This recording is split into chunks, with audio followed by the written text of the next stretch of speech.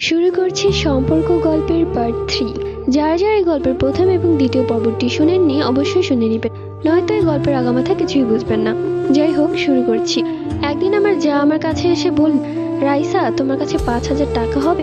আমি তখন বললাম, হ্যাঁ হবে। এরপর আমি আমার ব্যাগ থেকে 5,000 টাকা গুনে তাকে দিয়ে দিলাম। একটাবারও জিজ্ঞেস করলাম না যে সে কি করবে। আসলে সে অনলাইনে কেনাকাটা করতে খুবই পছন্দ করে। এটা নাকি তার অভ্যাস। অনলাইনে যাই দেখে সেটাই তার ভালো লেগে যায় এবং কিছু না বুঝে অর্ডার করে ফেলে। তো এই বিষয়টাতে আমার শাশুড়ি মা খুব বকাঝকা করলেও তিনি গায়ে মাখেন। তো আমি ভাবিকে গিয়ে জিজ্ঞেস করলাম, ভাবি কি পছন্দ হয়েছে, কি অর্ডার করেছে? তখন তিনি দেখালেন যে একটা ব্যাগ অর্ডার করেছে।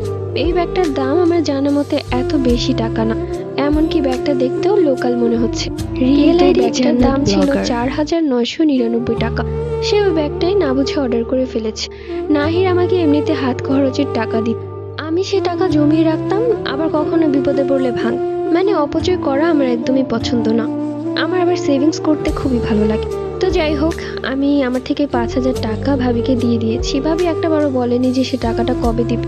তো যাই হোক, আমি আর এই টাকা নিয়ে কিছুই বলিনি, কারণ আমার নিজেরই লজ্জা করছিল সে আবার কি ভাবে। আমি নাহিরকে কিছুই বললাম না। তো যাই হোক, রাতের বেলা নাহির আমার মাথায় তেল দিয়ে দিচ্ছে। ঠিক ওই মুহূর্তে ভাবি আবারও ঘরে আসে এবং নাহিরকে বলতে থাকে, নাহির, তোমার কাছে আর্জেন্ট 3,000 টাকা হবে? নাহির তখন বলল, হ্যাঁ হবে, কিন্তু আপনি কি করবেন? তখন ওর ভাবি কিছুটা রেগে গেল এবং বলল যে, আমার কাজ আছে, তোমার কাছে থাকলে দাও, না থাকলে বলে দাও। তো নাহির ওর মানিব্যাগ থেকে 3,000 টাকা দিয়ে দিল। ভাবি টাকাটা নিয়ে চলে গেল। আমি মনে মনে ভাবলাম, আবার কি অর্ডার করেছে কে জানে। তো যাই হোক, এমনি 2 দিন ভালোই কাটছিল। পরের দিন ভাবি আবারও আমার কাছে আসে। আমি তখন ঘর পরিষ্কার করছিলাম। ভাবি তখন আমার কাছে এসে বলে, তোমার কাছে কি 2,000 টাকা হবে? আমি তখন বললাম যে হ্যাঁ হবে। এরপর আমি ব্যাগ থেকে 2,000 টাকা বের করে তাকে দিয়ে দিই।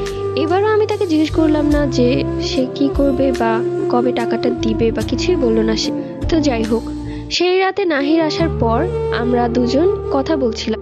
ঠিক ওই মুহূর্তে ভাবি আবারও আসে আর নাহিরকে বলে, আচ্ছা নাহির, তোমার কাছে কি 500 টাকা হবে? নাহির তখন এবার কিছুই বললো না, সাথে সাথে 500 টাকা দিয়ে দিল। তো আমি নাহিরকে বিষয়টা বললাম, আচ্ছা ভাবি যে টাকা নিয়ে এত কিছু অর্ডার করে, শুধু শুধু অপচয় করার কি দরকার? এমনিতেও তোমাদের বাড়ির কাজটা কতদিন ধরে বন্ধ পড়ে আছে, টাকা জমিয়ে আমরা কি পারি না বাড়ির কাজটা করতে? আর হ্যাঁ, তোমার বড় ভাইয়া কি তার বউকে একটা টাকাও হাত খরচ দেয় না? তখন নাহির বলল, কে বলেছে দেয় না? ভাইয়া তো প্রত্যেক মাসে মাসে খরচ দেয়, সেই সাথে ভাবি যখন যা চায় তখনই তা দেয়। তাই নাকি? তাহলে যে আমার থেকে তোমার থেকে টাকা নিয়ে যায়? নাহির তখন বলল, কি বলো, তোমার থেকেও টাকা নিয়ে গেছে? আমার থেকেও নিয়েছে। পরবর্তী গল্প।